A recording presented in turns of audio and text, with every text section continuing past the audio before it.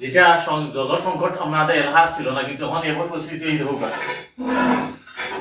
এই এই ইয়েটা আছে, মোটরটা আছে ওখানে নিচে না পানি করে পানি নাই, এইদিকে কিছু নাই, এখানে রাখছি পানি অত্যন্ত খুশকির অবস্থা খারাপ। এরপরেও কিছু পানি আনিয়ে রাখা লাগছে, আমরা খাওয়া ধুই আর কি, খাবার পানি তো আনা লাগে না অনেক দূর থেকে।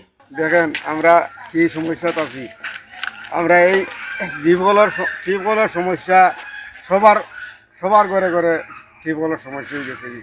এখন ডিবো পানি বুঝতে নি ডিবো আমরা এই এভাসে ডিবি একটা আছে, ওভাসে ডিবি একটা আছে, এখন চতুর্দিকের ডিবো পানি ঠেলা দিয়া গেলে তারা ফেরত দিলায়, ডিবর পানি দেয় না, পানি বন্ধ হয়ে লেগেছে। আর আমরা পানি পাইতেছি না, এই দেখেন কি জাবড়া পানি বুঝছেন নি, আমরা সব ব্যবহার করতে আছি পানি, এগুলা পানি চাউল দোয়া এই সমস্ত জিনিস আমরা খালি একমাত্র এই ডিবর কারণে।